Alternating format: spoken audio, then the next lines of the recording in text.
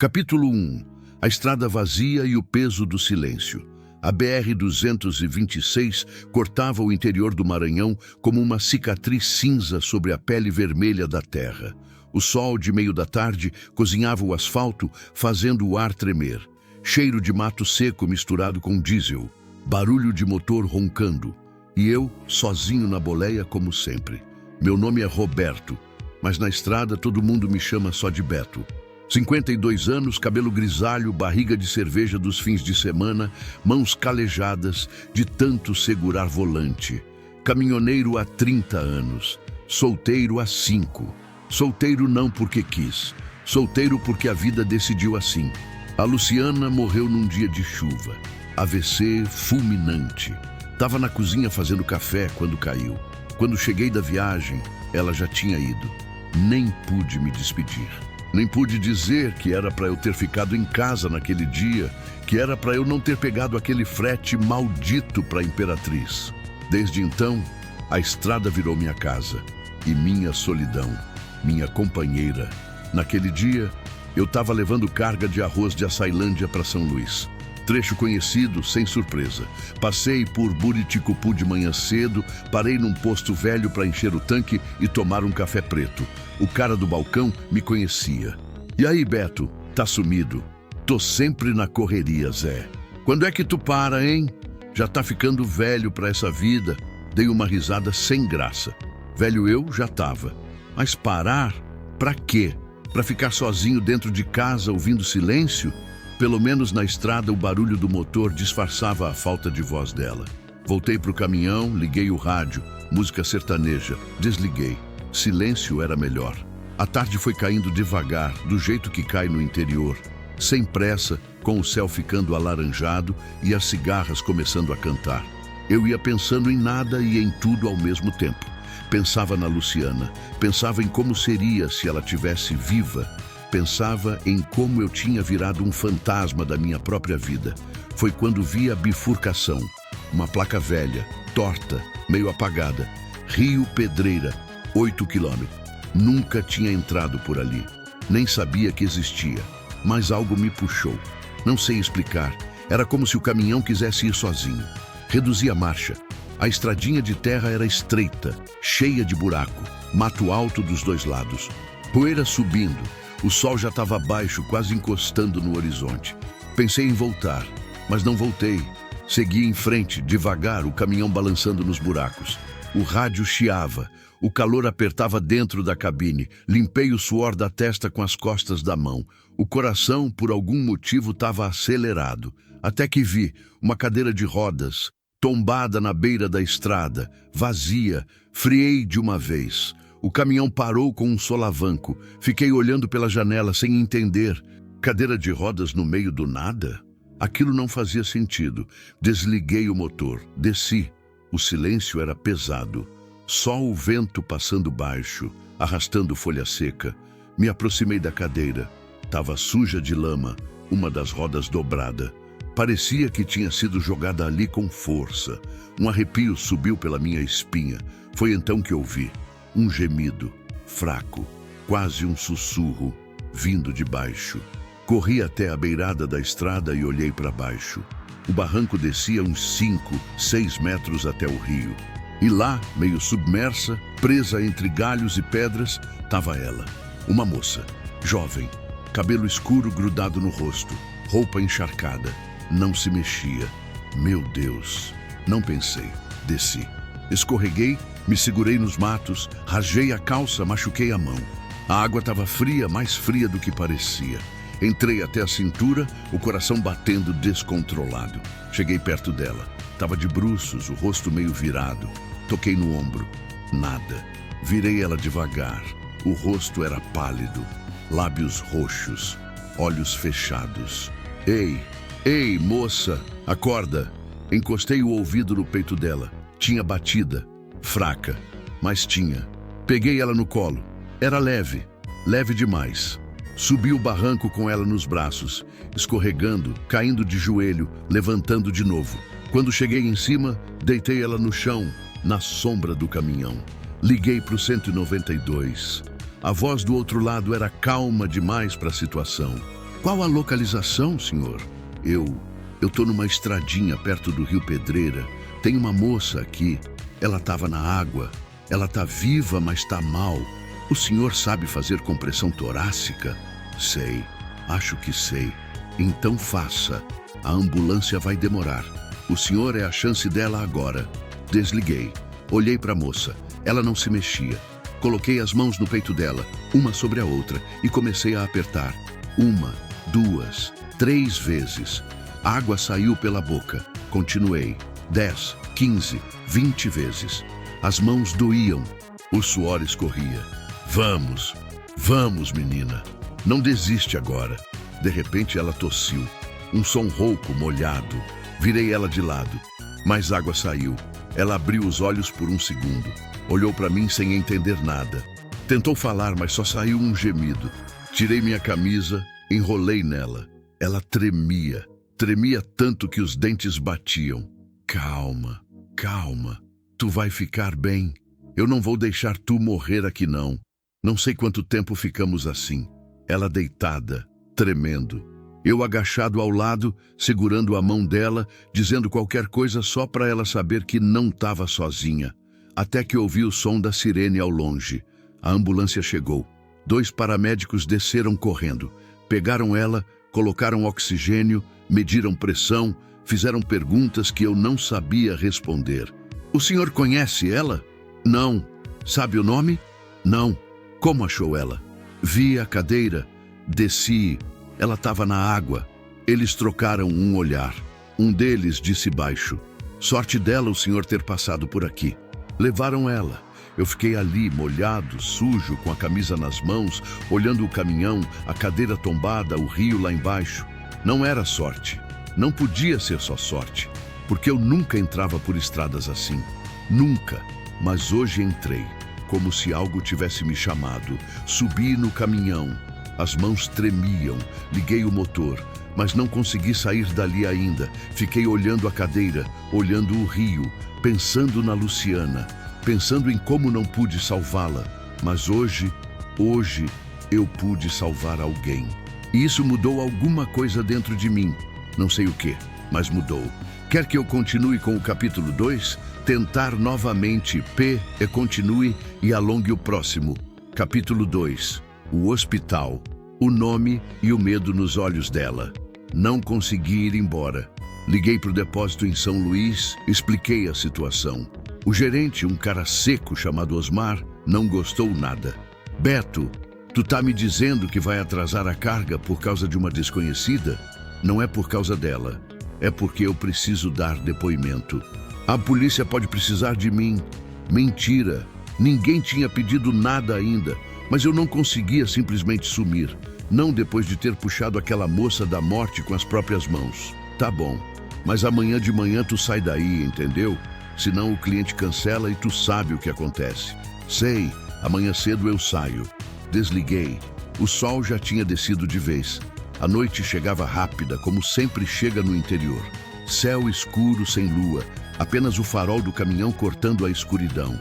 Dei a ré, voltei para a estrada principal e segui até a cidade mais próxima, Santa Inês. Conhecia um posto ali, o Estrela do Norte, onde eu sempre parava.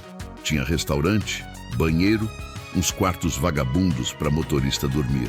Estacionei o caminhão, travei as portas, desci.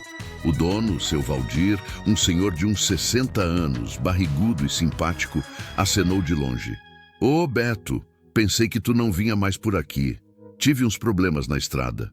Nada com o caminhão, espero. Não. Coisa mais complicada. Ele percebeu o estado da minha roupa, rasgada, suja de barro, molhada, franziu a testa. Tu caiu em algum buraco? Algo assim.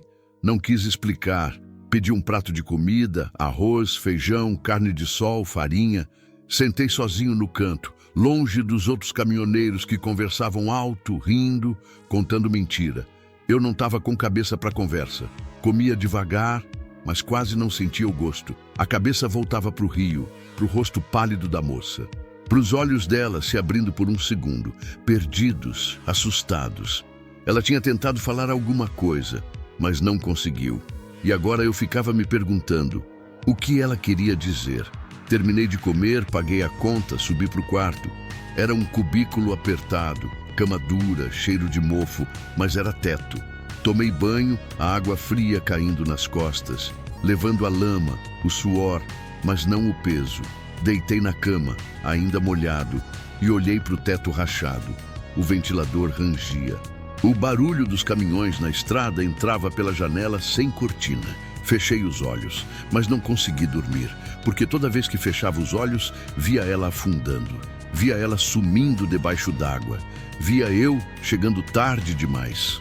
Levantei, acendi a luz, peguei o celular, procurei no Google. Hospital Santa Inês Maranhão. Tinha um só, o Hospital Municipal São José. Liguei. A moça da recepção atendeu com voz cansada. Boa noite, Hospital São José. Boa noite. Eu trouxe uma moça hoje à tarde. Ela estava se afogando. A ambulância buscou ela na estrada do Rio Pedreira. Ah, sim. O senhor é o caminhoneiro? Sou. A paciente está internada. Estado estável, mas delicado. O senhor é parente? Não, eu só queria saber se ela está bem. Silêncio do outro lado. Olha, senhor, eu não posso dar informação para quem não é família. Eu sei. Eu só quero saber se ela vai sobreviver. A voz da moça amoleceu um pouco. Ela está respondendo bem. Está consciente agora, mas ainda não falou muito. Está assustada. Respirei fundo. Obrigado. Desliguei. Fiquei olhando para o celular. Consciente. Assustada. Isso quer dizer que ela lembrava de alguma coisa. Mas lembrava do quê? Tentei dormir de novo. Dessa vez, o cansaço venceu. Acordei com o sol já alto. 7 da manhã. Tinha dormido mal, mas tinha dormido. Desci, tomei café preto, comi um pão dormido com manteiga. Paguei a diária do quarto. Seu Valdir perguntou se eu ia embora. Vou. Mas antes preciso passar num lugar. Que lugar? Hospital. Ele não perguntou mais nada. Apenas acenou com a cabeça, como quem entende que tem coisa que não se explica. O hospital ficava a uns 10 minutos dali. Prédio velho, pintura descascada, mas limpo. Estacionei o caminhão do lado de fora, na sombra de uma mangueira. Desci. O calor já apertava, mesmo sendo cedo. Cheiro de álcool e remédio bateu no nariz assim que entrei. A recepcionista era a mesma voz do telefone da noite anterior. Moça nova, cabelo preso, cansada. Bom dia, eu liguei ontem à noite sobre a moça que se afogou. Ela me olhou de cima a baixo. Camisa velha, calça jeans suja, chinelo de dedo. Não parecia visita de hospital. O senhor é o caminhoneiro? Sou. Ela está no quarto 12, ala B. Mas só família pode entrar. Eu sei. Eu só queria, não sei, ver se ela está bem mesmo.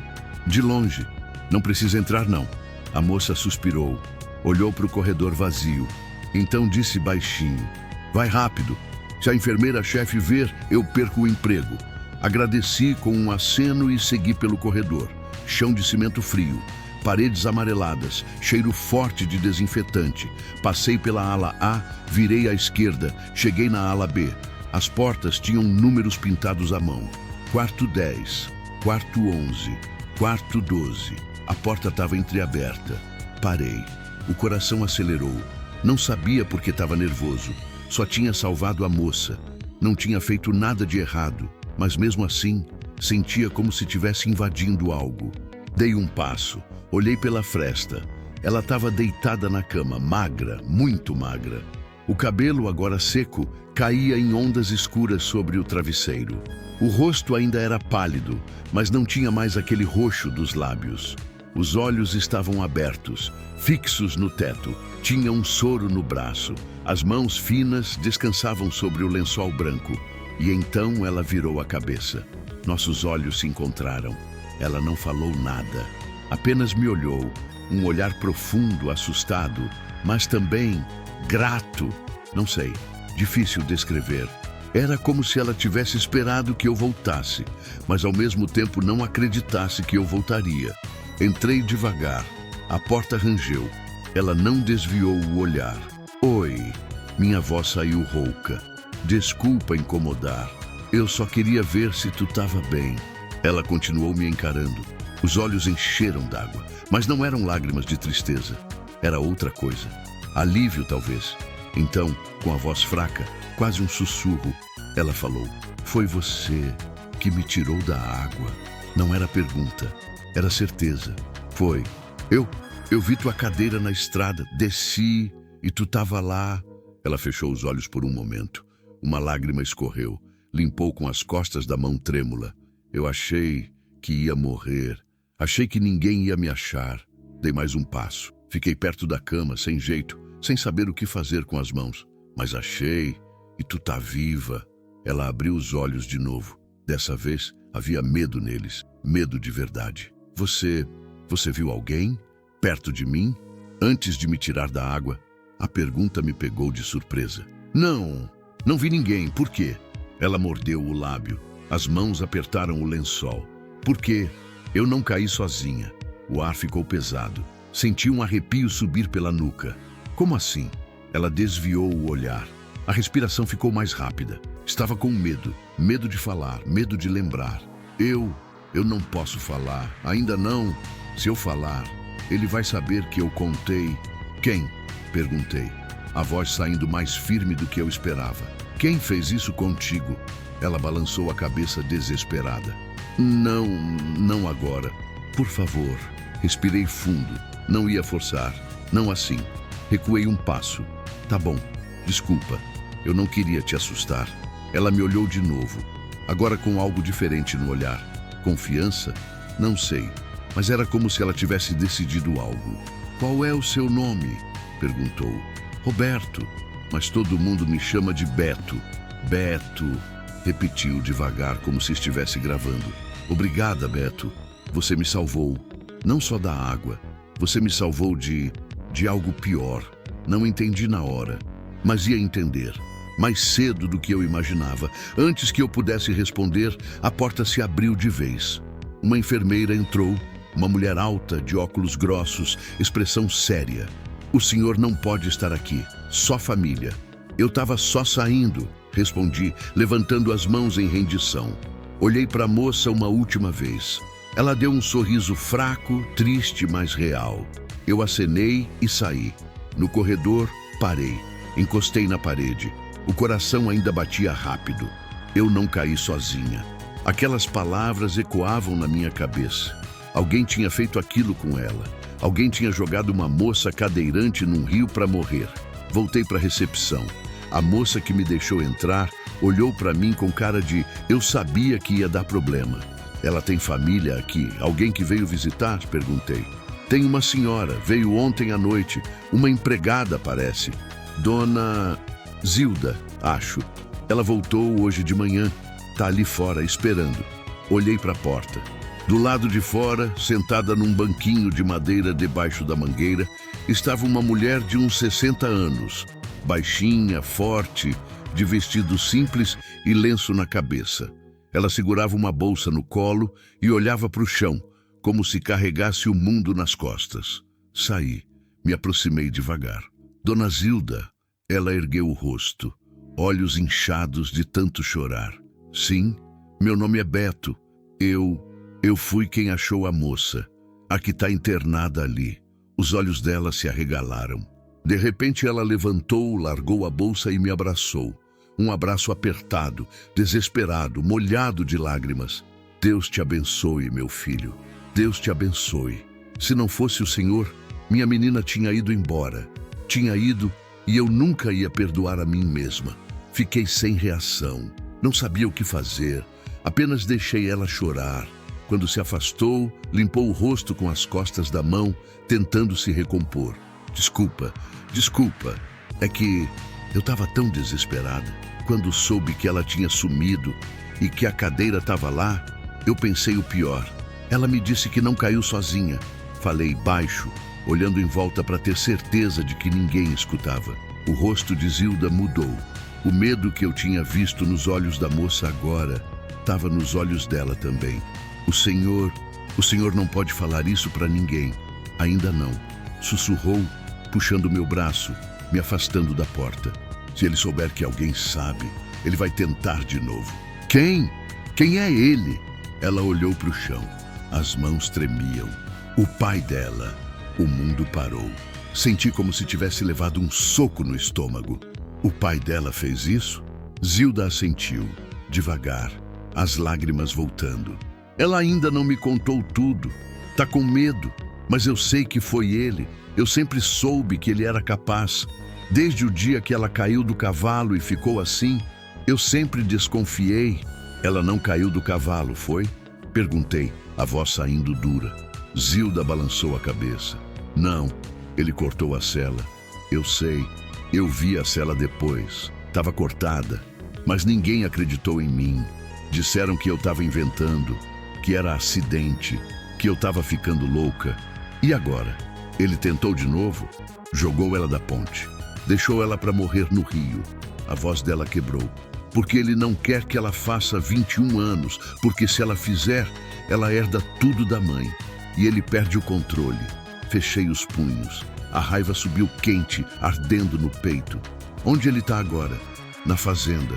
Fazenda Alvarenga, perto de Buriticupu. Ele nem veio ver ela no hospital. Disse que estava ocupado. Ela cuspiu as palavras com ódio. Ocupado. Como se a filha dele não tivesse quase morrido. Respirei fundo, tentando me controlar. E a polícia? Alguém chamou? Não. Ele tem poder aqui, conhece todo mundo. Juiz, delegado, prefeito. Se eu falar, ele vai fazer parecer que eu sou louca, que a menina é doida, que foi acidente, de novo.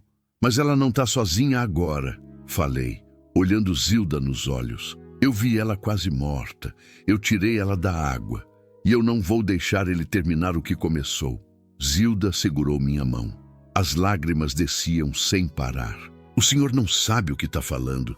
Ele é perigoso. Ele pode fazer qualquer coisa. Eu também posso. Olhei para ela firme. Qual é o nome dela? Mariana. Mariana Alvarenga. Mariana. Agora ela tinha nome. Agora era real. E agora, de algum jeito, eu tinha uma missão. Quer que eu continue com o capítulo 3? Tentar novamente continue e alongue o próximo capítulo 3. A fazenda, o passado e o homem sem coração. Fiquei mais 2 horas conversando com Zilda debaixo daquela mangueira. O sol subia, o calor apertava, mas nenhum de nós se importava. Ela precisava desabafar e eu precisava entender. Zilda contou tudo, desde o começo. Mariana era filha única. A mãe, Lúcia, morreu de complicações no parto. Parto que o marido, Gilberto Alvarenga, nunca perdoou. Gilberto era dono de terras, gado, influência. Um homem duro, frio, do tipo que não abraça, não beija, não chora. Do tipo que vê amor como fraqueza e perdão como falta de caráter. Ele nunca olhou para Mariana como filha, Zilda dizia, a voz trêmula. Sempre como culpada, como se ela tivesse escolhido nascer, como se ela tivesse matado a Lúcia de propósito.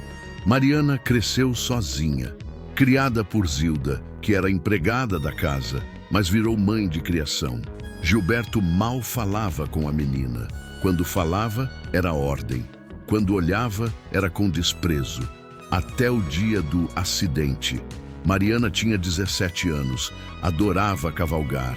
Era a única coisa que a fazia sentir livre. Tinha um cavalo favorito, um alazão chamado Trovão.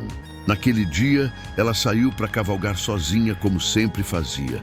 Mas algo deu errado. O cavalo disparou.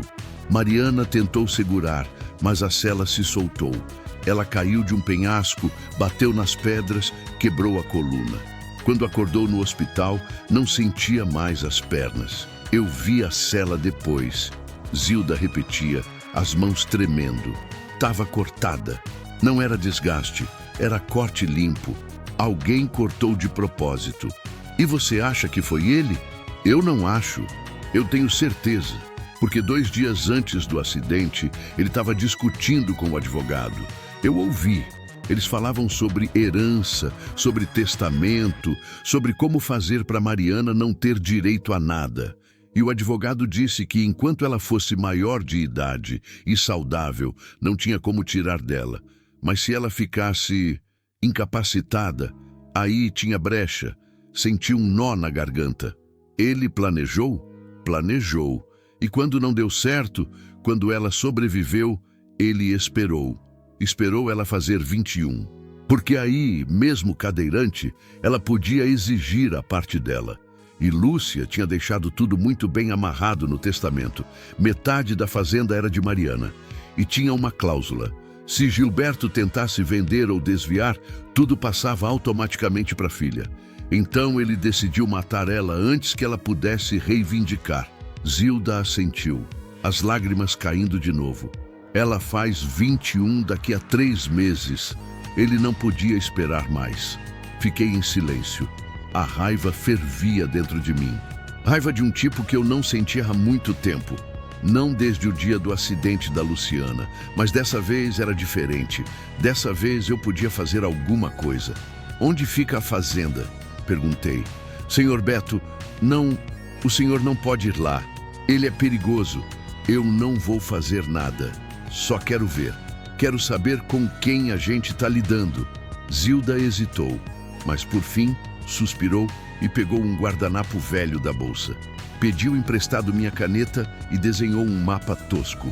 Estradas, bifurcações, porteiras. Fica a uns 40 quilômetros daqui. Pega a BR de volta para Buriticupu, vira na entrada da Fazenda Santana, segue uns 15 quilômetros até ver a porteira com o nome Alvarenga em ferro. Não tem como errar. É a maior propriedade da região. Guardei o guardanapo no bolso. Obrigado, dona Zilda. Senhor Beto, ela segurou meu braço. Por favor, tenha cuidado. Se ele desconfiar de alguma coisa, ele pode machucar o senhor também. Dei um sorriso sem alegria. Eu já vivi coisas piores, dona Zilda. Já perdi gente que amava. Já passei por dor que nem consigo explicar.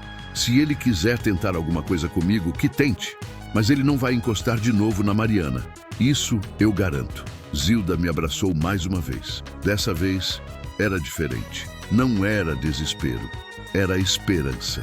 Subi no caminhão. Liguei o motor. O calor dentro da cabine era sufocante. Abri a janela. Liguei o ventilador. Coloquei o guardanapo com o mapa no painel. E saí. A estrada até a fazenda era longa e monótona. Pasto de um lado, mato do outro. Céu azul sem nuvem. Sol causticante. O rádio chiava, pegando mal. Desliguei. Preferia o silêncio mesmo. Minha cabeça não parava.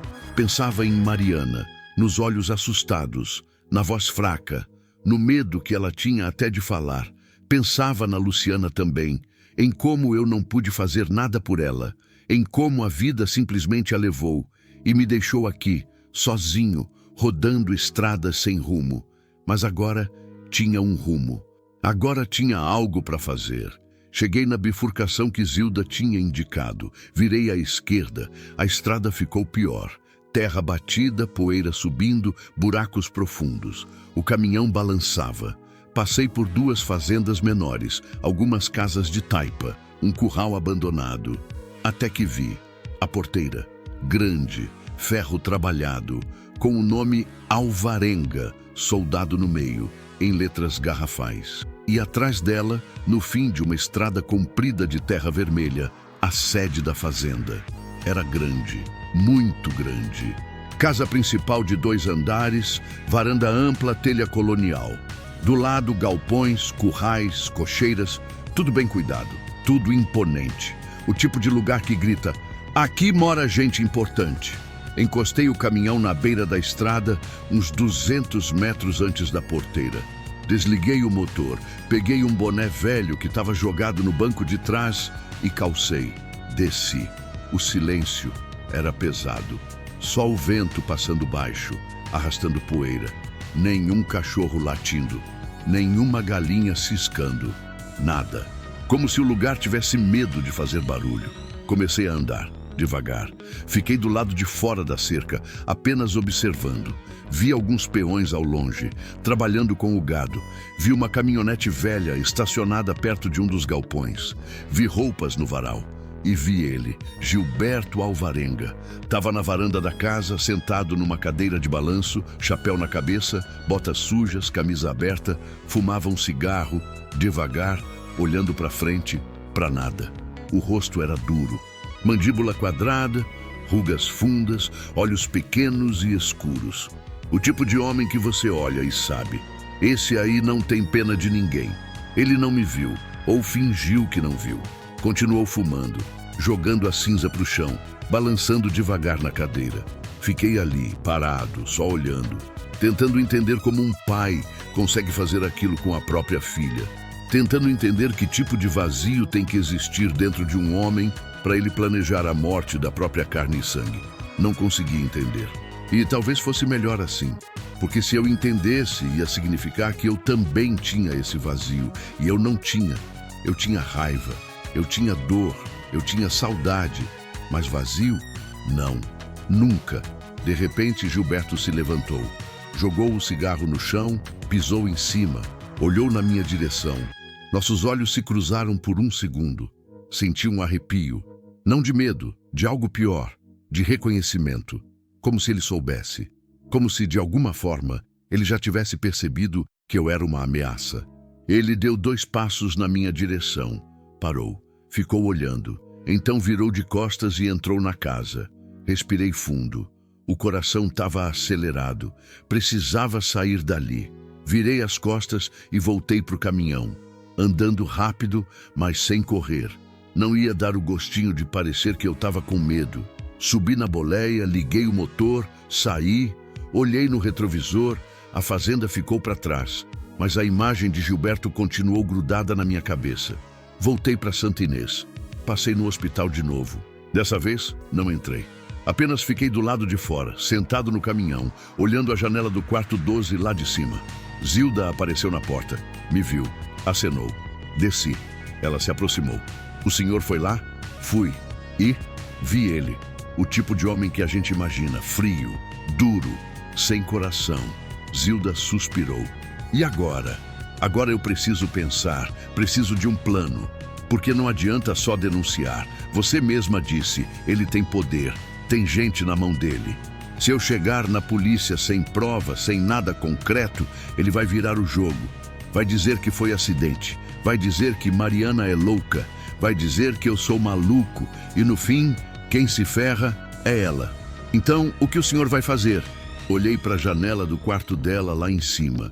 Vou proteger ela, vou ficar por perto. Vou garantir que ele não chegue perto. E enquanto isso, vou procurar provas. Alguma coisa que mostre o que ele fez. Alguma coisa que a justiça não possa ignorar. Zilda me olhou com aqueles olhos cansados, mas cheios de gratidão. Deus te pague, meu filho. Deus te pague. Dei um meio sorriso. Deus já me pagou, dona Zilda. Me deu uma segunda chance de salvar alguém. Dessa vez, eu não vou desperdiçar. Voltei para o caminhão, liguei para o depósito de novo. Osmar atendeu, já irritado antes mesmo de eu falar. Beto, cadê minha carga? Tive uns problemas, Osmar. Vou ter que adiar mais uns dias. Uns dias? Tu tá de brincadeira? O cliente já tá puto? Então arruma outro motorista para buscar. Eu não vou conseguir agora. Beto, se tu fizer isso, tu tá fora. Entendeu? Fora. Respirei fundo. Então tá, eu tô fora. Desliguei antes dele poder responder. Olhei para o celular na mão. 30 anos na estrada, 30 anos carregando carga, cumprindo prazo, vivendo na boleia. E agora, pela primeira vez, eu tinha escolhido outra coisa. Tinha escolhido uma pessoa. Uma desconhecida que, de alguma forma, tinha virado a razão de eu ainda estar aqui. Encostei a cabeça no banco, fechei os olhos e, pela primeira vez em muito tempo, senti que a solidão não pesava tanto, porque agora eu não estava mais sozinho. Agora eu tinha Mariana para proteger e Deus que tivesse pena de quem tentasse passar por cima de mim. Quer que eu continue com o capítulo 4? Tentar novamente? Continue e alongue o próximo. Capítulo 4. A noite no hospital e as palavras que doem. Passei a noite no caminhão, estacionado no pátio do hospital. Não era confortável. O banco reclinava mal, a lombar doía, o calor grudava na pele mesmo com a janela aberta. Mas eu não ia embora. Não enquanto Mariana estivesse sozinha ali dentro, vulnerável, à mercê de quem quisesse entrar. Zilda tinha ido embora no fim da tarde. Precisava voltar para a fazenda antes que Gilberto desconfiasse. Antes de sair, ela passou pelo caminhão, bateu na janela. Senhor Beto, o senhor não precisa ficar aqui a noite toda. Preciso sim, dona Zilda. E se ele aparecer? Ela ficou quieta. Sabia que eu tinha razão. Então tome cuidado. E qualquer coisa, me liga. Ela anotou o número dela num pedaço de papel. Entregou pela janela. Pode deixar. Ela foi embora. E eu fiquei. A noite caiu devagar. O movimento no hospital diminuiu. Enfermeiras trocando turno, alguns visitantes saindo, o segurança da porta cochilando na cadeira. Luzes se apagaram nos quartos. Só ficaram acesas as luzes do corredor e a da recepção. Olhei para o relógio. 21h30. Peguei uma garrafa de água morna que estava jogada no porta-luvas, bebi um gole. Ruim, mas molhava a garganta. Reclinei o banco um pouco mais, ajeitei o boné sobre o rosto para tapar a luz do poste. Tentei dormir, mas não conseguia. A cabeça não parava. Pensava em Mariana, nos olhos dela. No jeito que ela tinha dito, eu não caí sozinha. No medo que tremia na voz. No jeito que ela olhava para a porta, como se esperasse que alguém entrasse a qualquer momento para terminar o serviço. Pensava em Gilberto, no rosto frio, no cigarro jogado no chão, no olhar que ele me lançou, um olhar que dizia, eu sei quem você é, e você não é nada. Pensava na Luciana também, como sempre. Luciana tinha um jeito de sorrir que iluminava qualquer lugar. Até os dias mais pesados ficavam leves quando ela estava perto. Ela ria alto, falava muito, gesticulava com as mãos, fazia comida demais, brigava por bobeira e pedia desculpas 5 minutos depois. Era vida pura. E eu não estava lá quando ela mais precisou. Fechei os olhos com força, tentando afastar a lembrança. Mas não dava, nunca dava. Foi quando ouvi um barulho, baixo, porta de carro fechando. Abri os olhos de uma vez, olhei para o relógio, 23h15. Quem diabos estava chegando no hospital essa hora?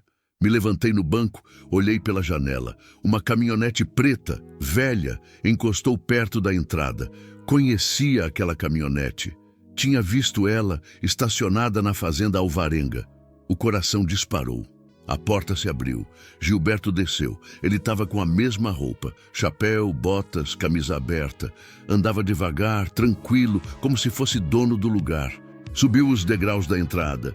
Passou direto pelo segurança que estava acordado agora, mas que apenas acenou para ele com familiaridade. Claro, ele conhecia todo mundo. Todo mundo o respeitava, ou fingia que respeitava. Não pensei. Destravei a porta do caminhão. Desci. Andei rápido até a entrada. O segurança me olhou com desconfiança. Ô, moço, visita já encerrou. Eu sei, mas eu sou familiar. Menti. Familiar de quem? Da moça do quarto 12. Ele franziu a testa. O senhor não veio de manhã também? Vim. Sou tio dela. Ele não acreditou, mas também não estava a fim de discutir. Tá bom, mas não demora não. Entrei. O corredor estava vazio. Apenas a luz amarelada dos abajures de parede iluminando o caminho. Meus passos ecoavam no piso frio. Virei para a ala B e vi. Gilberto estava parado na porta do quarto 12. A mão no batente, olhando para dentro. Acelerei o passo. Ele percebeu, virou a cabeça. Nossos olhos se encontraram. Dessa vez, de perto. Ele era maior do que parecia de longe. Ombros largos, mãos grandes, postura de quem nunca teve medo de nada. Mas o que mais impressionava eram os olhos, frios, vazios, como se não houvesse nada humano ali dentro. Posso ajudar? Ele perguntou, a voz grave e arrastada. Acho que não, respondi, parando a 2 metros dele. Mas eu posso te ajudar. Saindo daqui. Ele deu um sorriso de canto de boca. Não era de alegria, era de escárnio. E quem é você exatamente? Alguém que se importa com a Mariana. O sorriso sumiu. Ele deu um passo na minha direção. Mariana é minha filha. Eu vim visitar ela. Qual é o problema? O problema é que ela não quer te ver. E você sabe disso como? Porque ela me disse. Mentira, mas eu precisava tirá-lo dali. Gilberto estreitou os olhos. Me analisou de cima a baixo. Roupas velhas, barba por fazer, chinelo de dedo. Não parecia ameaça, mas ele sabia. De alguma forma, ele sabia que eu era. Você é o caminhoneiro, disse devagar. O que achou ela no rio? Não neguei. Sou. E por que ainda está aqui? Já fez sua boa ação. Já salvou a vida dela. Pode ir embora. Não. Ele deu outro passo. Agora estava a menos de 1 metro. Não, não, porque eu sei o que você fez. O ar ficou pesado. O silêncio do corredor se transformou em algo denso, ameaçador. Gilberto não piscou. Apenas me encarou firme, como se estivesse medindo até onde eu ia. Você não sabe nada, disse, a voz saindo baixa, perigosa. Sei que você jogou sua própria filha no rio para morrer. Sei que não foi a primeira vez. Sei do cavalo. Sei da sela cortada. Sei de tudo. Por um segundo, algo passou pelo rosto dele. Surpresa? Medo? Não sei. Mas foi rápido. Logo voltou a máscara de pedra. Você está inventando história. Mariana caiu do cavalo. Foi acidente. E dessa vez, também foi acidente. Ela saiu sozinha. Perdeu o controle da cadeira. Caiu no rio. Simples. Mentira. Ele se aproximou mais. Agora dava para sentir o cheiro de cigarro e suor. Escuta aqui, seu caminhoneiro de merda.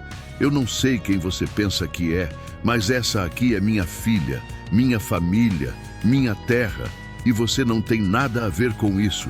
Então pega seu caminhão velho e vaza daqui antes que você se meta numa encrenca que não vai conseguir sair. Não recuei. Olhei direto nos olhos dele. Eu já perdi tudo o que eu tinha para perder. Não tenho mais medo de nada, muito menos de você. Então pode ameaçar o quanto quiser. Eu não vou sair daqui, não até ter certeza de que ela está segura. Gilberto apertou os punhos. Vi a mandíbula dele travar. Por um momento achei que ele ia me acertar, mas não. Ele se controlou. Deu um passo para trás. Respirou fundo. Você vai se arrepender disso, disse a voz saindo calma demais. O tipo de calma que vem antes da tempestade. Virou as costas e saiu. Os passos ecoando no corredor. A porta da entrada bateu. Ouvi o motor da caminhonete ligar. Vi os faróis acendendo, a caminhonete saindo do estacionamento, sumindo na estrada. Só então percebi que estava tremendo. Não de medo, de adrenalina, de raiva contida, de vontade de ter socado aquele desgraçado ali mesmo. Mas não podia. Ainda não. Precisava de provas. Precisava de tempo. Me virei para a porta do quarto 12. Bati de leve. Ninguém respondeu. Abri devagar. Mariana estava acordada. Encolhida na cama, abraçando os joelhos ou tentando, já que não sentia as pernas. Os olhos arregalados, cheios de lágrimas. Ele estava aqui, sussurrou, a voz quebrando. Eu ouvi a voz dele. Ele veio me buscar. Ele não te tocou. Eu não deixei. Ela me olhou. As lágrimas escorriam. Você brigou com ele? Conversei. Firme. Ele foi embora. Ele vai voltar, disse desesperada. Ele sempre volta. Ele não desiste. Ele vai me matar, Beto. Ele vai conseguir. Me aproximei da cama. Ajoelhei do lado dela. Segurei a mão fria dela com as minhas. Não vai. Eu prometo. Enquanto eu tiver ar nos pulmões, ele não encosta em você. Nunca mais. Ela soluçou. Apertou minha mão com força. Uma força que não parecia possível vindo de um corpo tão frágil. Por quê? Perguntou entre soluços. Por que você está fazendo isso? Você nem me conhece. Fiquei em silêncio por um momento. A resposta estava na ponta da língua, mas era difícil de falar, difícil de admitir. Porque comecei, a voz falhando. Porque eu não consegui salvar quem eu amava. E agora eu tenho a chance de salvar você. E eu não vou desperdiçar. Mariana me olhou fundo, os olhos vermelhos, inchados, mas havia algo novo ali, algo além do medo. Esperança. Obrigada, sussurrou. Obrigada por não me deixar sozinha. Nunca vou deixar. Ficamos assim por alguns minutos, em silêncio, só segurando as mãos. Ela tentando acreditar que estava segura. Eu tentando acreditar que conseguiria protegê-la. Até que ela falou baixinho. Eu tenho medo de dormir. Tenho medo de fechar os olhos e ele aparecer. tenho medo de acordar e descobrir que você foi embora. Não vou embora. Vou ficar aqui, do lado de fora, no caminhão. Se precisar de mim, é só gritar. Eu escuto. E se ele voltar de madrugada? Eu tô de olho. Ele não passa. Ela assentiu devagar. O corpo relaxou um pouco. Deitou de novo. Puxou o lençol até o queixo. Fechou os olhos, mas não soltou minha mão. Pode dormir, Mariana. Eu tô aqui. Levei alguns minutos, mas ela adormeceu. A respiração foi ficando mais calma, os dedos afrouxando. Só então soltei a mão dela com cuidado. Levantei, olhei para ela dormindo, magra, frágil, mas viva. Saí do quarto, fechei a porta devagar. Voltei para o corredor. O segurança da entrada me olhou de soslaio, mas não falou nada. Voltei para o caminhão. Sentei na boleia. Olhei para o relógio. 00:40. A noite estava só no começo. Mas eu não ia dormir. Ia ficar ali, de guarda, até o sol nascer. Porque promessa era promessa. E eu não ia quebrar essa. O amanhecer chegou com o céu tingido de laranja e vermelho. Os primeiros raios de sol bateram no para-brisa do caminhão, me acordando. Tinha cochilado sem querer. Pisquei, esfreguei os olhos, olhei para o relógio. 5:50. Me espreguicei. O corpo doía. O pescoço estava travado. A boca seca. Mas estava vivo. E Mariana também. Desci do caminhão. Andei até o hospital. O movimento já começava. Médicos chegando, enfermeiras trocando turno, faxineiras limpando o chão. Passei pela recepção. A moça de ontem não estava. Era outra. Mais velha, mais séria. Não perguntei nada. Apenas segui para o corredor. Parei na porta do quarto 12. Bati de leve. Ninguém respondeu. Abri devagar. Mariana estava acordada, sentada na cama. Zilda estava do lado, ajudando a pentear o cabelo dela. Quando me viu, Mariana sorriu. Um sorriso pequeno, tímido, mas verdadeiro. Bom dia, Beto. Bom dia. Zilda me olhou com aquele olhar de gratidão eterna. Ele ficou a noite toda aqui fora, menina. De guarda. Nem dormiu direito. Mariana baixou os olhos. Você não precisava... Precisava sim. E vou continuar precisando até ter certeza de que você está segura. Ela olhou para mim. Dessa vez, sem medo nos olhos. Só cansaço. E algo parecido com... confiança. Ele veio ontem à noite. Disse, devagar. Eu sei que você mandou ele embora. Eu ouvi. Obrigada. Não precisa agradecer. Preciso. Porque você é a primeira pessoa, além da Zilda, que acredita em mim. Que acredita que ele fez isso. Todo mundo acha que eu sou louca, que eu invento coisas, que eu sou dramática. Você não é nada disso, você é forte, mais forte do que imagina. Ela deu uma risada sem alegria. Forte? Eu nem consigo andar, Beto. Eu sou inútil. Você não é inútil. Você sobreviveu a 2 tentativas de assassinato. Você está aqui, viva, respirando, lutando. Isso é mais força do que a maioria das pessoas tem a vida inteira. Os olhos dela encheram d'água, mas dessa vez não eram lágrimas de tristeza. Eram de algo diferente, algo que ela tinha esquecido que podia sentir. Esperança. Zilda limpou a garganta. Senhor Beto, eu preciso voltar para a fazenda. Se eu não aparecer, ele vai desconfiar. Mas eu não quero deixar ela sozinha. Não vai deixar. Eu fico. Mariana olhou para mim surpresa. Mas e seu trabalho? E suas viagens? Larguei. O quê? Larguei. Não tenho mais patrão. Não tenho mais frete. Agora eu só tenho você para cuidar. E é isso que eu vou fazer. Ela ficou sem palavras. Apenas me olhou, os olhos brilhando. Zilda se levantou, pegou a bolsa. Eu volto amanhã cedo. Qualquer coisa me liga. Olhou para mim. Cuida dela, Sr. Beto. Pode deixar. Zilda saiu. Ficamos sozinhos, Mariana e eu.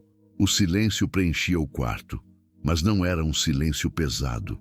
Era tranquilo. Até que ela perguntou, você tem família, Beto? A pergunta me pegou de surpresa. Olhei para a janela. Tinha. Perdi. Sinto muito. Eu também. Como foi? Respirei fundo. Não falava sobre isso. Nunca. Mas de alguma forma, com ela, parecia mais fácil. Minha esposa, Luciana, morreu de AVC há 5 anos. Eu estava na estrada. Quando voltei, ela já tinha ido. Nem pude me despedir. Mariana ficou em silêncio. Você se culpa? Olhei para ela, surpreendido. Como você sabe? Porque eu vejo nos seus olhos. É o mesmo olhar que eu tenho no espelho. O olhar de quem acha que podia ter feito diferente, que podia ter salvado, mas não conseguiu. Senti um nó na garganta. É exatamente isso. Mas não foi sua culpa, Beto. Você não podia saber. Eu sei, na cabeça eu sei, mas no coração... Bati no peito. No coração ainda dói. Ainda sinto que falhei com ela. Mariana estendeu a mão. Peguei. Ela apertou, firme. Você não falhou. E você não vai falhar comigo também. Eu confio em você. Olhei para ela, para o rosto magro, para os olhos cansados, para o sorriso fraco, mas verdadeiro. E pela primeira vez em 5 anos, senti que a solidão tinha companhia. Quer que eu continue com o capítulo 5? Tentar novamente. Continue e alongue o próximo capítulo 5. O plano, o diário escondido e a tempestade que se aproxima. Os dias seguintes se arrastaram numa rotina estranha, mas necessária. Eu vivia entre o hospital e o caminhão estacionado no pátio. Mariana recebia alta aos poucos. Primeiro conseguiu sentar sem tonturas, depois começou a fisioterapia leve para fortalecer os braços. Os médicos diziam que ela tinha a sorte de estar viva. Pneumonia por pouco não se instalou. Mais uma semana na água fria e não teria sobrevivido. Zilda ia e voltava da fazenda como um pêndulo. Trazia comida caseira escondida na bolsa. Arroz doce, bolo de fubá, caldo de galinha, coisas que o hospital não servia e que faziam os olhos de Mariana brilharem. Mas toda vez que chegava, trazia também notícias tensas. Ele está inquieto, dizia, baixinho, quando Mariana dormia e eu ficava do lado de fora do quarto. Fica perguntando quando ela vai ter alta. Fica rondando o telefone. Ontem ele chamou o advogado de novo. Ficaram trancados no escritório a tarde toda. Ele está planejando alguma coisa. Eu respondia, a mandíbula travada. Com certeza. E eu tenho medo, Sr. Beto. Muito medo. Eu também tinha. Mas não podia demonstrar. Alguém precisava ser a âncora.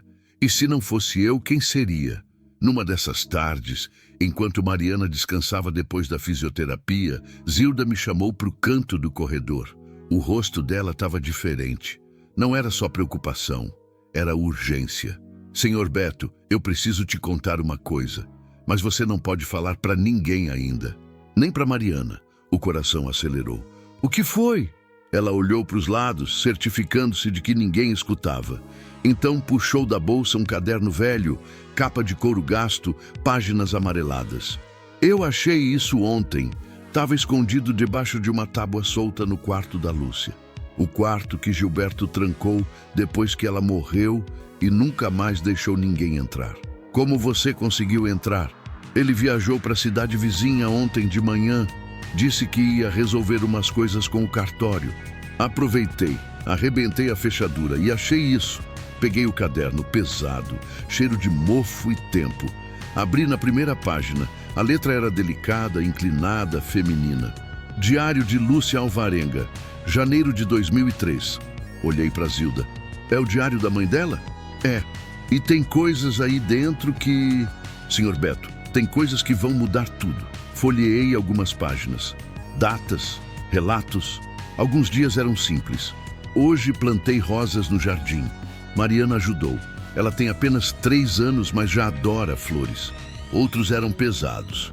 Gilberto voltou bêbado, quebrou a mesa da cozinha. Disse que eu não sirvo para nada além de parir. Continuei virando as páginas. Até que uma data me chamou a atenção. 15 de março de 2004. Li em voz alta, devagar. Descobri hoje que estou grávida de novo. Deveria estar feliz, mas estou com medo. Gilberto não quer mais filhos. Ele disse que eu já falhei uma vez, que Mariana é fraca, que não quer outro fardo. Tentei conversar, mas ele me empurrou. Caí, senti dor, sangrei um pouco. Não contei para ninguém. Tenho medo do que ele pode fazer se souber que ainda estou grávida. Um arrepio subiu pela espinha. Ela estava grávida de novo? Zilda assentiu, os olhos marejados. Tava. E ele não queria. Continue lendo. Página seguinte. Virei. 20 de março de 2004. Gilberto descobriu, não sei como.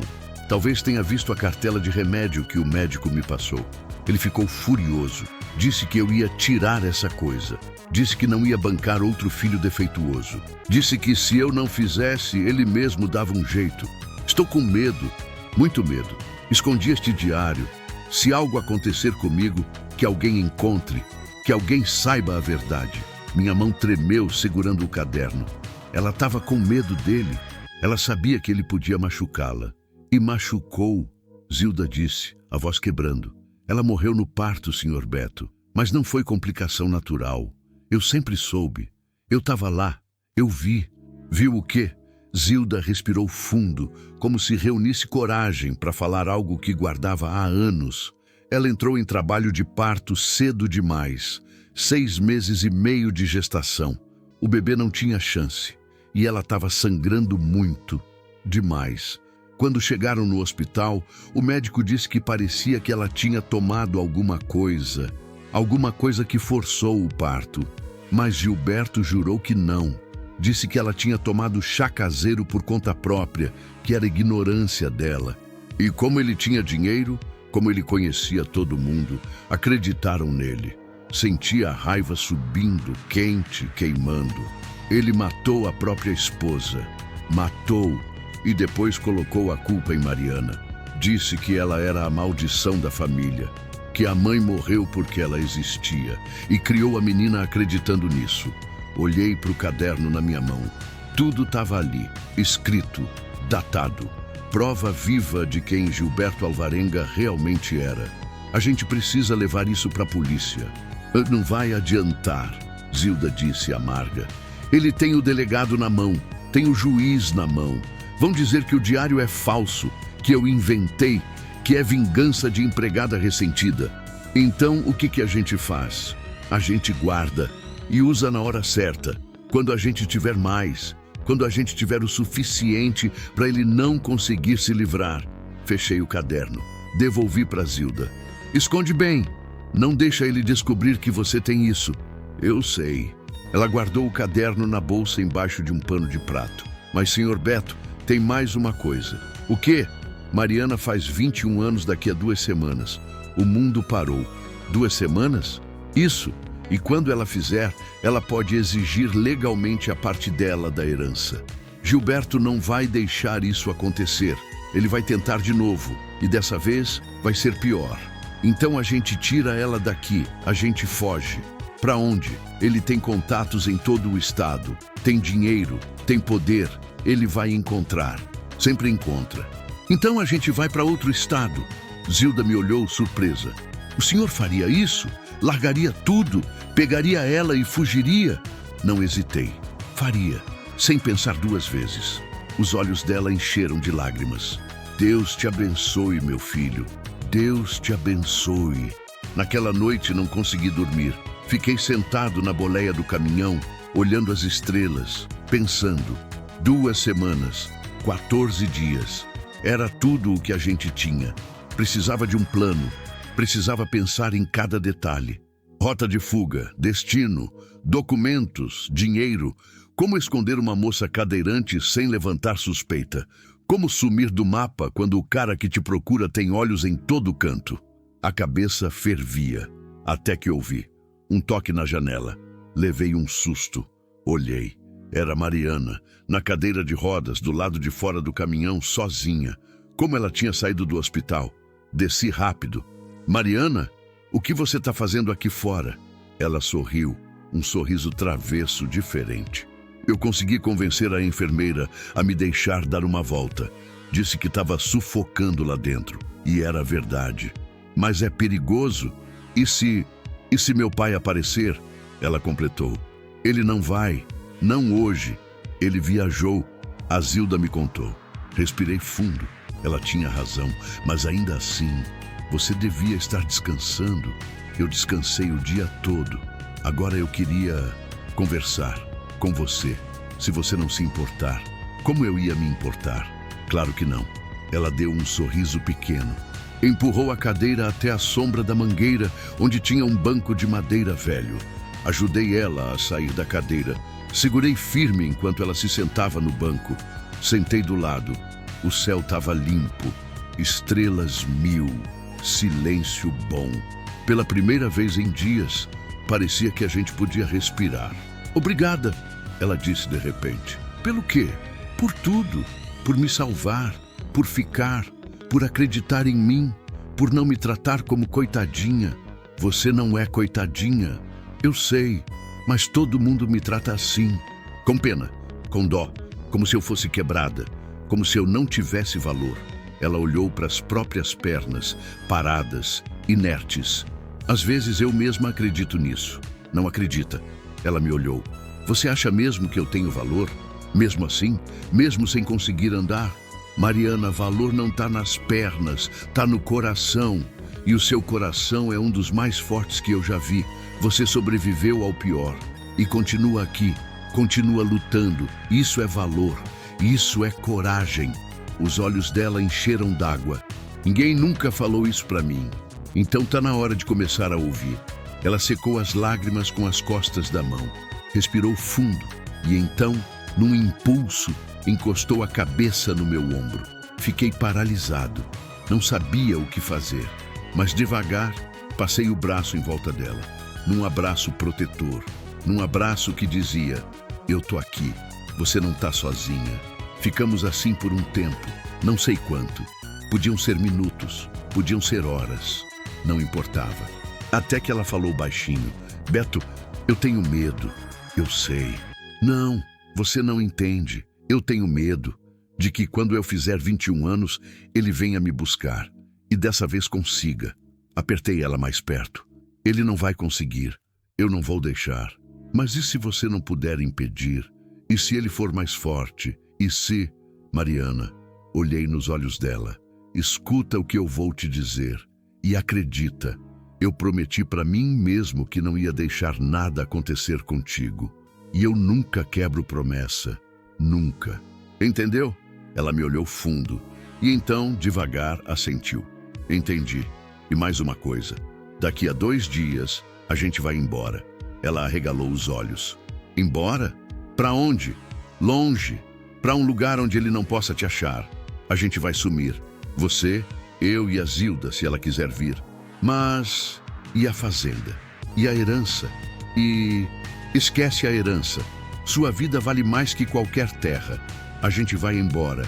A gente se esconde. E quando for seguro, a gente volta e luta pelo que é seu. Mas agora, a prioridade é te manter viva. Ela ficou em silêncio, processando. Até que perguntou, você faria isso? Largaria tudo por mim? Olhei para as estrelas. Pensei na Luciana. Pensei em como eu não pude salvá-la. Pensei em como a vida estava me dando uma segunda chance. Faria, sem pensar 2 vezes. Mariana começou a chorar. Mas não eram lágrimas de tristeza. Eram de alívio, de gratidão, de esperança. Ela se virou e me abraçou, forte, como se eu fosse a única coisa sólida num mundo que desabava. E eu abracei de volta.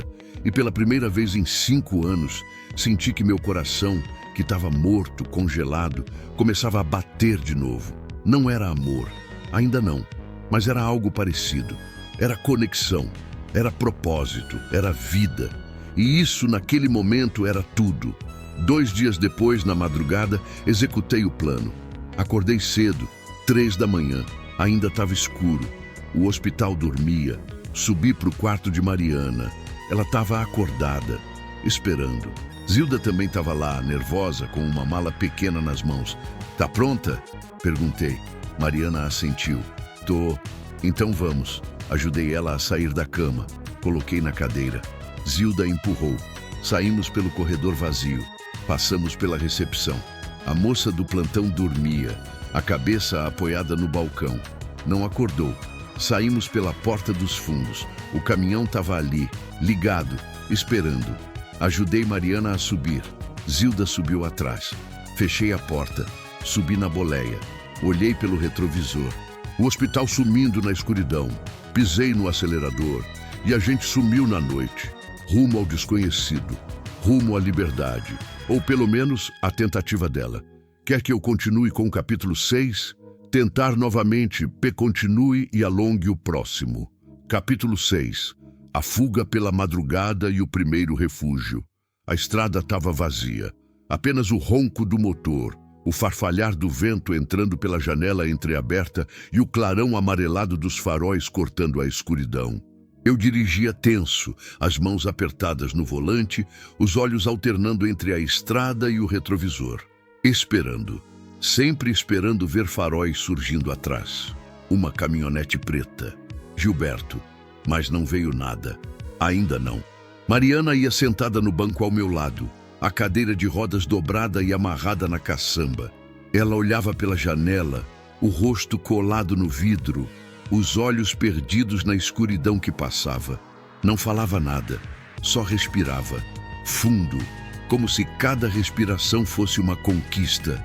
Zilda ia atrás, na cama estreita da cabine, encolhida, segurando a bolsa no colo como se fosse a coisa mais preciosa do mundo. E era, porque ali dentro estava o diário de Lúcia, a única prova que a gente tinha. Ninguém falava. O silêncio era pesado, mas necessário. Falar ia trazer a realidade de volta, e a realidade era dura demais para encarar agora. Rodamos quase 2 horas sem parar. Passamos por Buriticupu, desviando da estrada principal, pegando vicinais de terra que eu conhecia da época que fazia frete por ali. Estradas que não tinham nome, que não apareciam em mapa. Estradas esquecidas. O céu começou a clarear. Primeiro um cinza sujo, depois um laranja pálido no horizonte. O sol vinha chegando devagar, como se também tivesse medo do que ia encontrar. Foi quando Mariana falou, a voz rouca de tanto silêncio. Para onde a gente está indo? Não tirei os olhos da estrada. Longe? Longe onde? Pará, conheço um lugar, uma cidade pequena, quase vilarejo, chama Marabá. Lá tem um conhecido meu, um caminhoneiro aposentado, velho Chico. Ele me deve um favor, deve alguns na verdade. A gente pode ficar na casa dele por uns tempos, até a poeira baixar. E se meu pai descobrir? Não vai descobrir. Ninguém sabe desse lugar. E mesmo que descubra, vai demorar. Tempo suficiente para a gente se reorganizar. Ela assentiu devagar, mas o medo ainda estava lá, grudado nos olhos. Zilda se mexeu atrás, ajeitando o corpo dolorido. Quanto tempo falta para chegar? Umas 6 horas, talvez 7, dependendo das estradas. O senhor precisa parar para descansar? Não, eu aguento. Senhor Beto, o senhor não dormiu direito há dias. Não adianta fugir se o senhor capotar o caminhão no meio do caminho.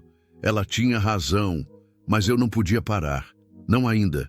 Quanto mais longe a gente ficasse de Santa Inês, melhor. Eu paro daqui a umas 2 horas. Prometo. Zilda resmungou algo, mas não insistiu. O sol nasceu de vez, a estrada começou a ganhar vida, um carro ou outro passava. Caminhões velhos carregando madeira, lenha, carvão, motos com 2, 3 passageiros, bicicletas, vida seguindo. Alheia ao nosso desespero. Passamos por vilarejos minúsculos, casas de taipa, crianças descalças correndo na beira da estrada, galinhas ciscando, cachorros magros deitados na sombra. Gente que acordava cedo e dormia cedo. Gente que nunca ouviu falar de Gilberto Alvarenga. Gente que não sabia que no banco daquele caminhão velho ia uma moça fugindo do próprio pai. Mariana olhava tudo com uma mistura de medo e fascínio, como se fosse a primeira vez que via o mundo de verdade. E talvez fosse, porque até agora o mundo dela era só a fazenda, a prisão. Beto, ela chamou baixinho. Você acha que eu vou conseguir viver longe dali? Longe da fazenda, da Zilda, de tudo? Olhei para ela. O rosto magro, os olhos cansados, mas com um brilho diferente. Um brilho de quem pela primeira vez estava enxergando possibilidade. Acho, você é mais forte do que imagina. Eu não me sinto forte. Ninguém se sente. Mas força não é sobre sentir, é sobre fazer. E você está fazendo. Está aqui, fugindo, lutando. Isso é força. Ela deu um sorriso pequeno, quase envergonhado. Obrigada por acreditar em mim. Sempre vou acreditar.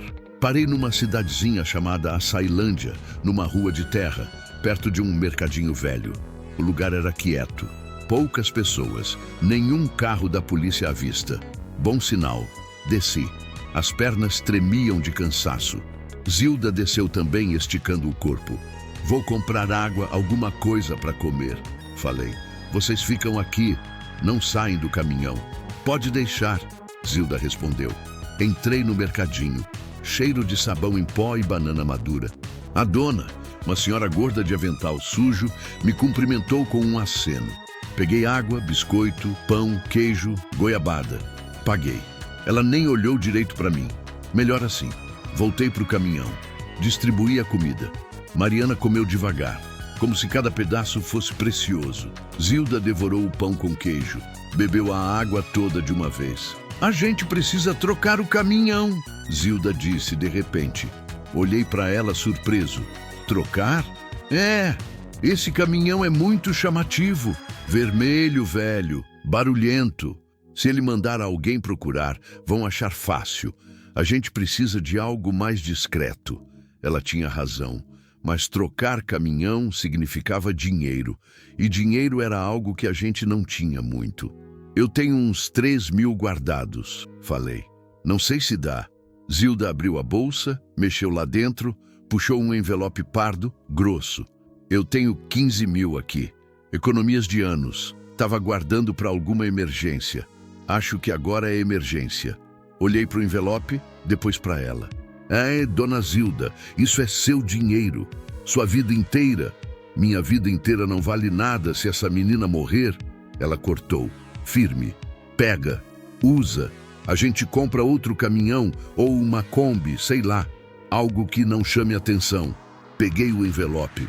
Pesado. Senti um nó na garganta. Obrigado. Não me agradeça. Só tira a gente daqui viva. Rodamos mais umas 3 horas. Até que finalmente vi a placa. Marabá. 50 quilômetros. O alívio foi imenso. Quase podia respirar de novo. Entrei na cidade pelo fim da tarde. Marabá era maior do que eu lembrava. Tinha crescido, prédios novos, ruas asfaltadas, movimento. Mas a parte velha, onde Chico morava, continuava igual. Casas simples, ruas de terra, sossego. Parei na frente de uma casa pequena, pintada de azul desbotado, com um quintal cheio de mato e uma rede amarrada na varanda. Toquei a buzina. 1, 2 vezes. A porta se abriu. Saiu um homem baixo, barrigudo, cabelo branco, de chinelo e bermuda.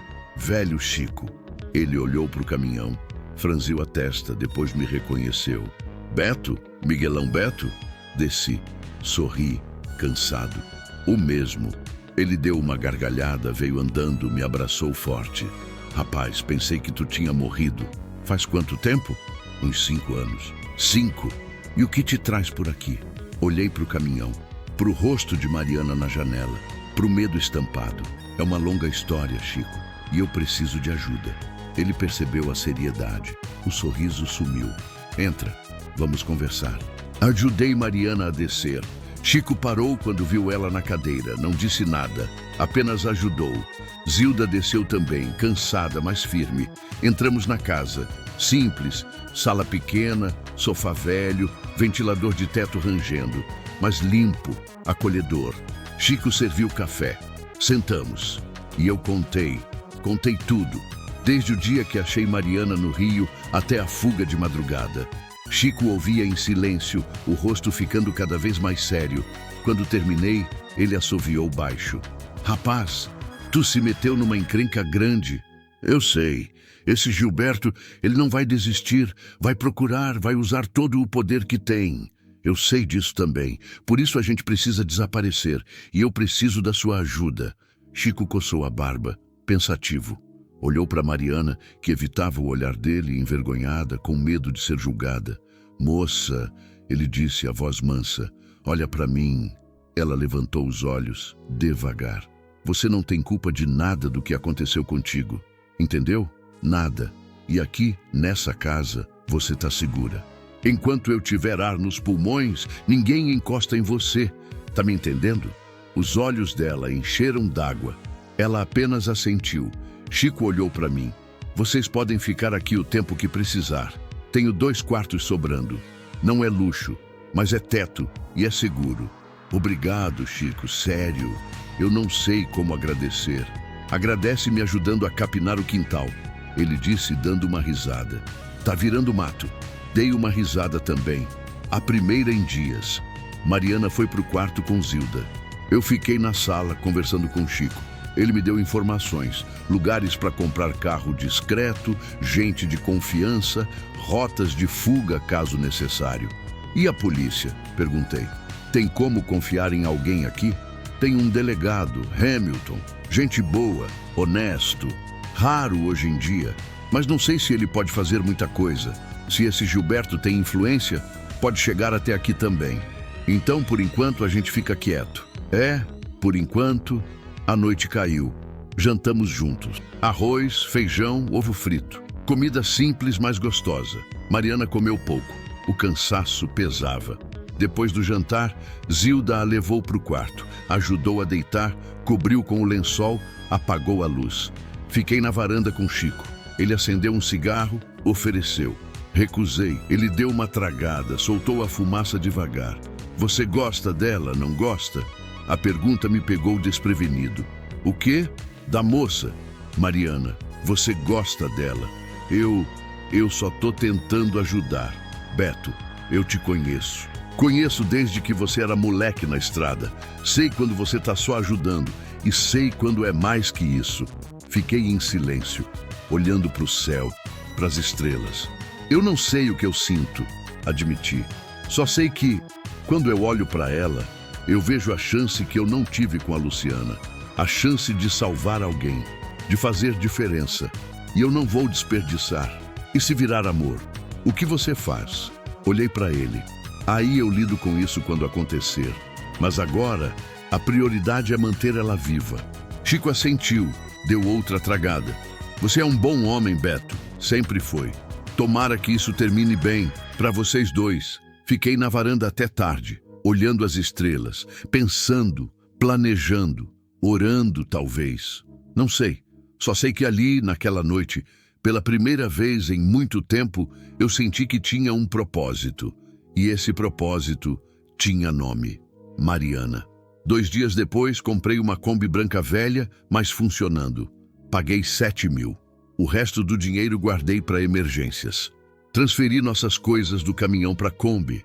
O caminhão vendi para um ferro velho por mixaria. Não importava. Era rastro. E rastro a gente não podia deixar. Mariana estava melhor, mais forte, sorria mais, conversava mais.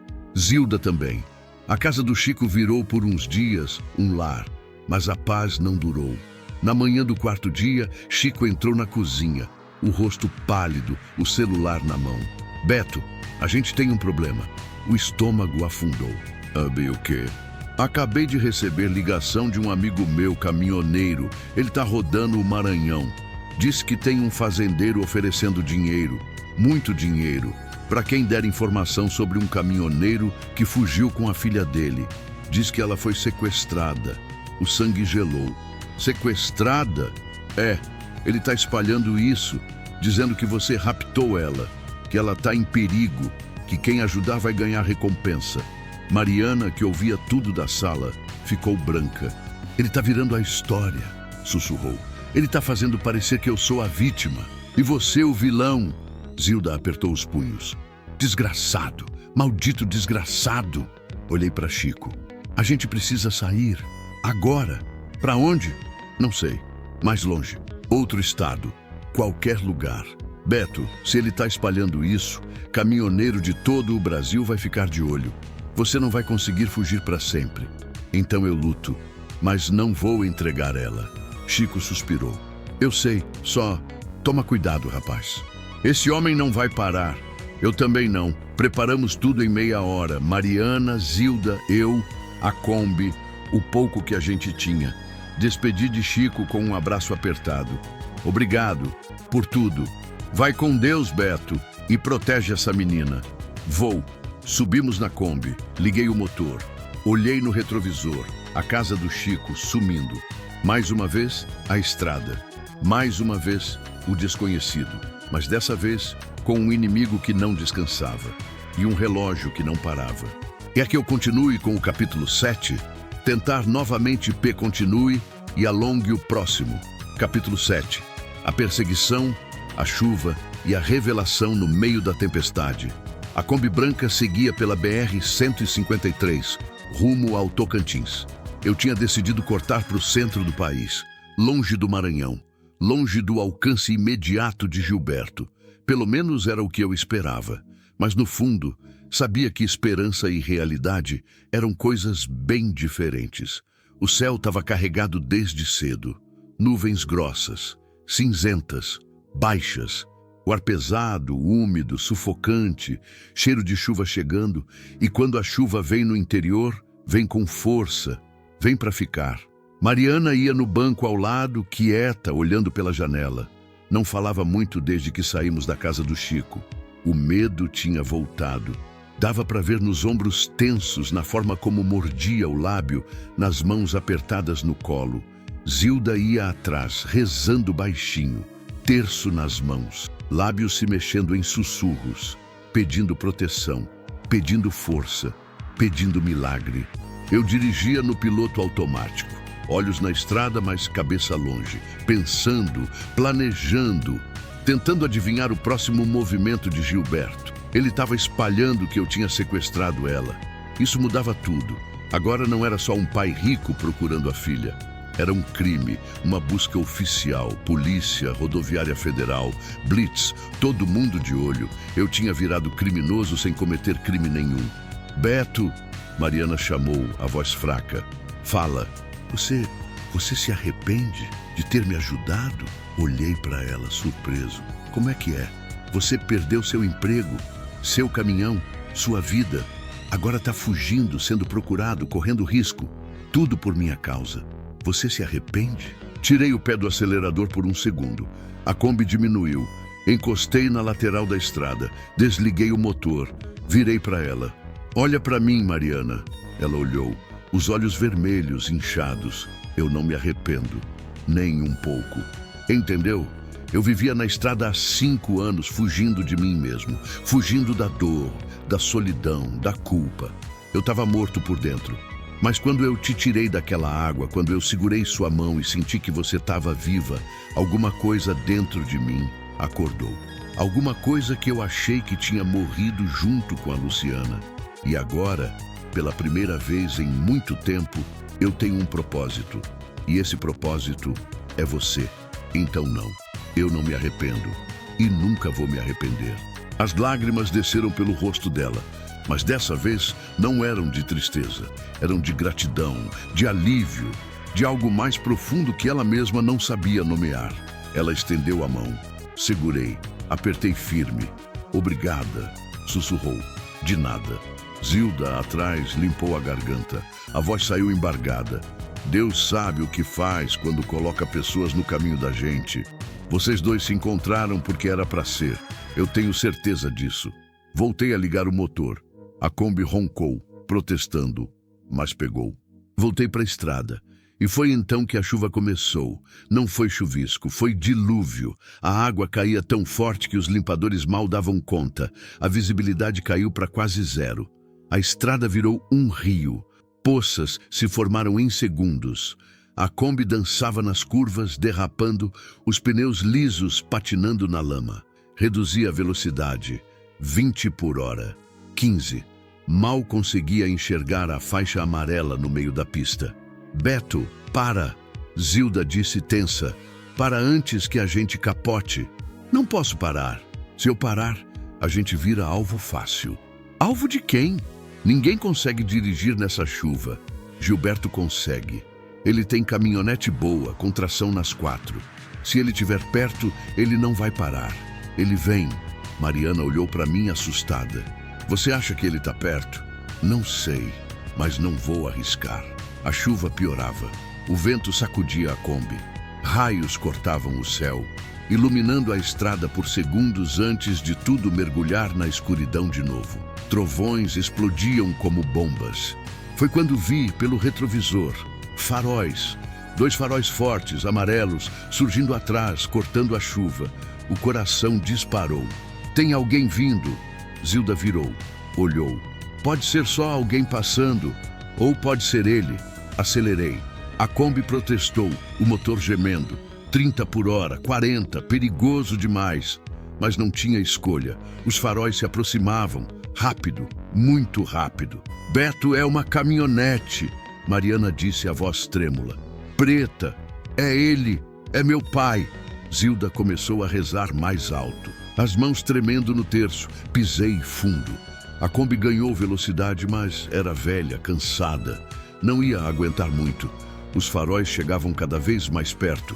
50 metros, 40, 30. De repente, a caminhonete acelerou e ficou do lado, buzinando, faróis piscando. Olhei de relance. Era ele, Gilberto ao volante. O rosto duro, os olhos fixos em mim. Ele gritava alguma coisa que eu não conseguia ouvir por causa da chuva e do barulho dos motores. Não para! Mariana gritou. Pelo amor de Deus, Beto, não para! Não vou parar! A caminhonete se aproximou mais, bateu de leve na lateral da Kombi. 1, 2 vezes, tentando nos tirar da estrada.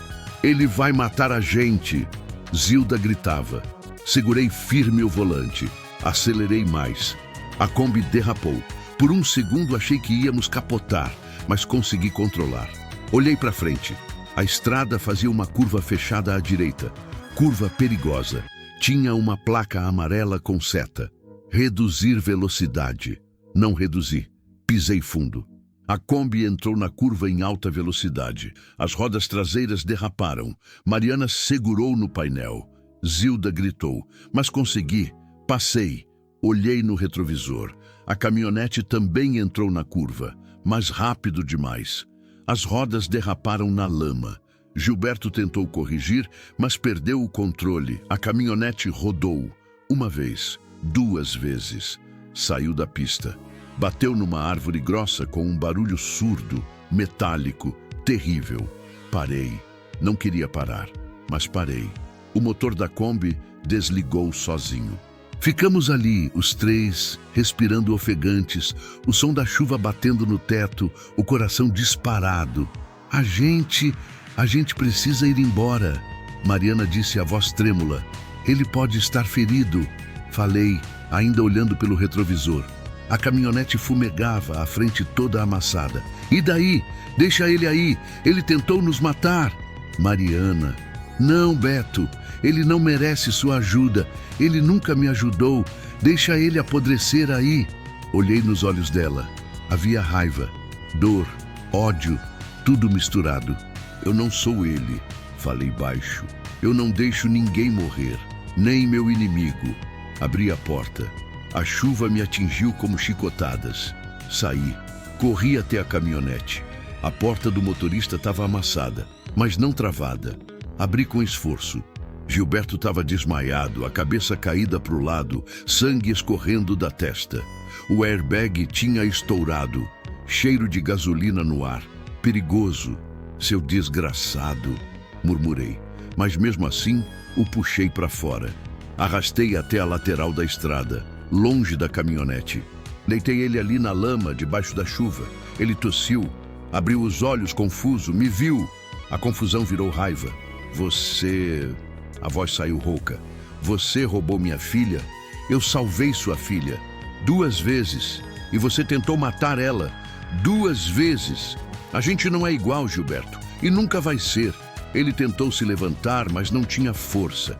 Caiu de novo, gemendo. Eu vou te achar. Onde você for, eu vou achar. E vou acabar com você. Pode tentar, mas não vai conseguir. Voltei para a Kombi. Subi. Liguei o motor. Ele pegou, graças a Deus. Mariana me olhou, os olhos arregalados. Você o deixou vivo? Deixei. Por quê? Porque eu não sou assassino. Mas também não sou idiota. Liguei para o SAMU. Eles vão buscá-lo. E quando buscarem, vão ver o estado dele. Vão fazer perguntas. E talvez, só talvez, alguém comece a desconfiar da versão que ele está contando. Zilda deu um sorriso triste. O senhor é bom demais para esse mundo, senhor Beto. Não sou bom. Só não quero ser ruim. Pisei no acelerador. A Kombi voltou para a estrada. Deixamos Gilberto para trás. Machucado. Sozinho. Na chuva. Mas vivo. Rodamos por mais 3 horas. A chuva só parou perto de Araguaína. O céu clareou. Apareceu um sol tímido. Meio sem jeito. Paramos num posto velho. Abasteci. Comprei água, pão, mortadela. Sentamos numa mesinha de plástico do lado de fora. Ninguém falava. Só comíamos. Devagar. Cansados. Foi Mariana quem quebrou o silêncio. Beto, eu preciso te contar uma coisa. Olhei para ela. Fala. Ela hesitou. Olhou para Zilda, que assentiu, dando força. Então respirou fundo e começou. Eu me lembro de tudo agora. Do dia da queda do cavalo. Eu lembro do que ele fez. O ar ficou pesado. Conta pra mim. Ela fechou os olhos como se revivesse a cena. Eu tinha 17 anos. Eu amava cavalgar. Era a única coisa que me fazia feliz. Naquele dia, eu ia sair pra trilha, como sempre. Selei o Trovão, meu cavalo. Mas a sela estava estranha, mais frouxa. Eu não percebi. Eu devia ter percebido. Ela parou, a voz quebrando. Zilda segurou sua mão. Continua, minha filha. Você precisa falar. Mariana assentiu, as lágrimas começando a cair. Eu montei. Saí. Tudo normal. Até que, na subida do penhasco, a sela começou a escorregar. Eu tentei segurar, mas não consegui. Caí. Rolei penhasco abaixo, bati nas pedras. Quando acordei, eu estava no hospital. E não senti as pernas. E ele? Perguntei. Gilberto estava lá quando você caiu. Ela abriu os olhos. Agora, havia certeza neles. Tava. Ele me seguiu. Eu vi. Eu vi ele parado no alto do penhasco me observando cair. E ele não fez nada. Apenas ficou lá, olhando, esperando eu morrer. Senti a raiva fervendo de novo. E a cela? Você tem certeza que foi cortada? Tenho. Porque depois, no hospital, eu ouvi ele conversando com um peão. Ele disse, a cela não aguenta muito tempo cortada assim. Vai ceder na primeira subida. E riu, Beto. Ele riu. Zilda soluçou. Eu sempre soube. Sempre. Mas ninguém acreditava em mim. Agora eu acredito. Falei olhando nos olhos de Mariana. E a gente vai provar. A gente vai juntar tudo. O diário da sua mãe, seu testemunho, as tentativas de homicídio. E a gente vai colocar ele na cadeia, onde ele merece estar. Mariana me olhou com uma mistura de medo e esperança. Você acha que a gente consegue? Acho. Mas vai ser difícil. Ele tem dinheiro, poder, influência. A gente só tem a verdade. E às vezes a verdade não é suficiente.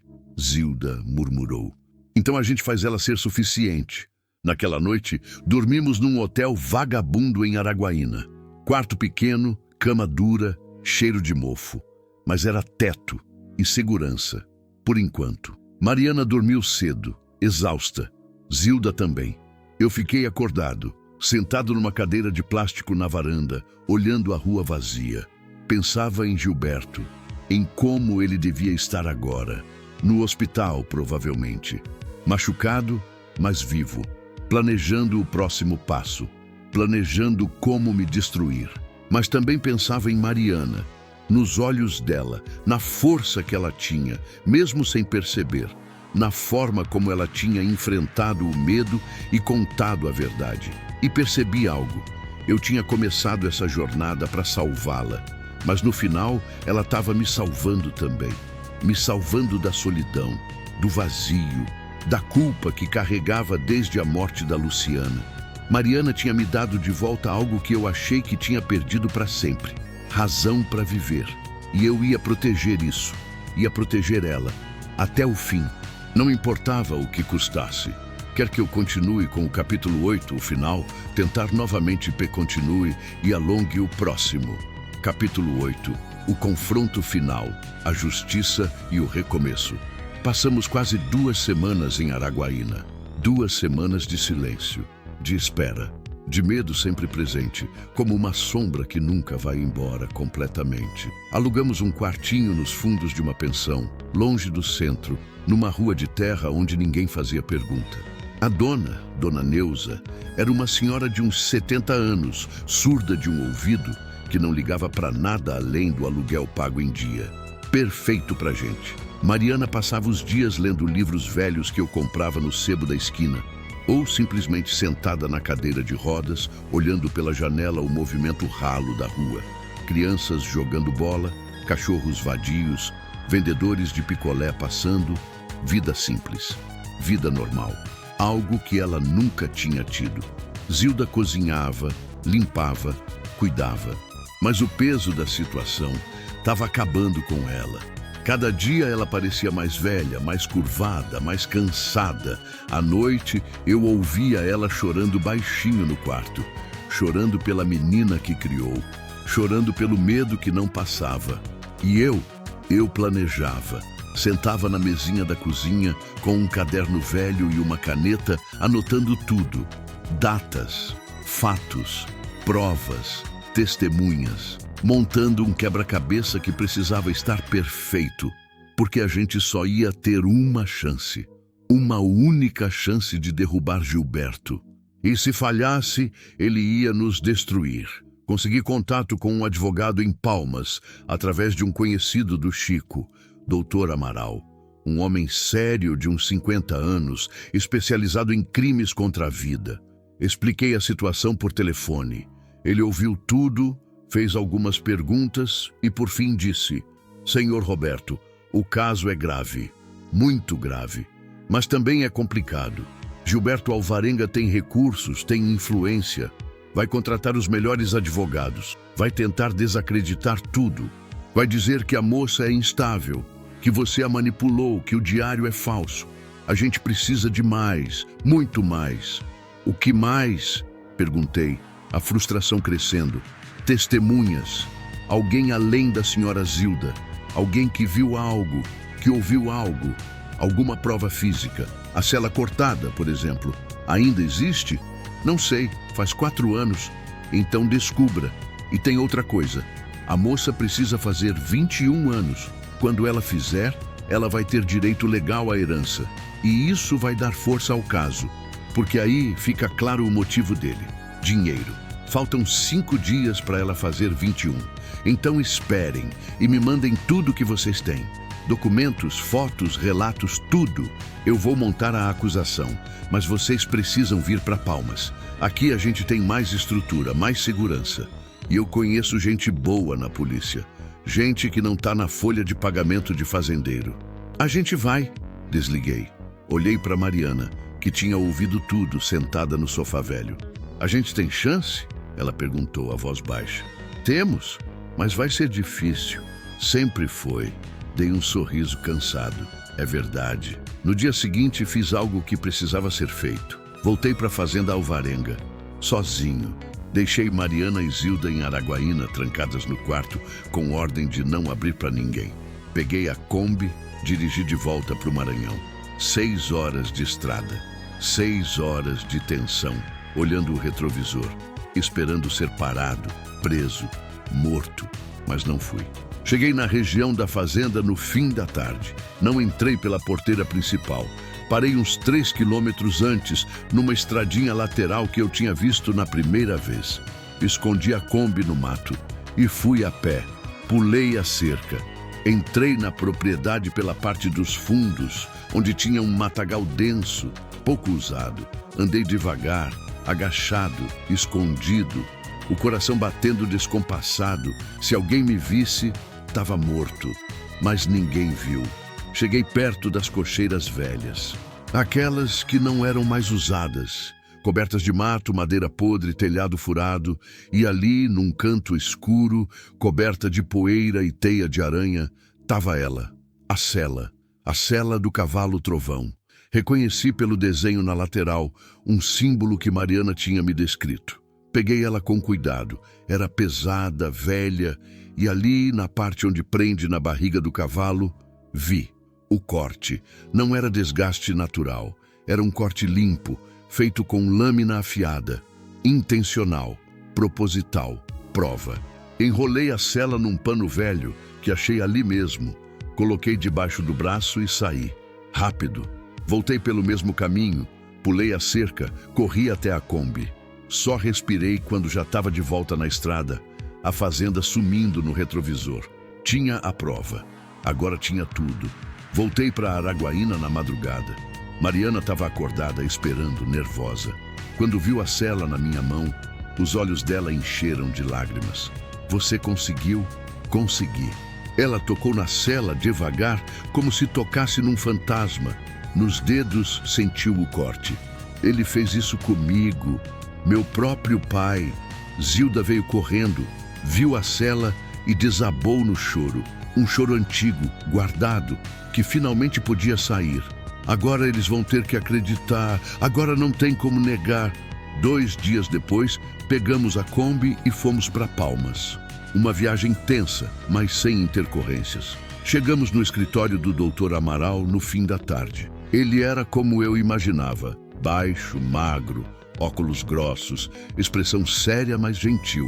Mostrei tudo, a cela, o diário, os relatos.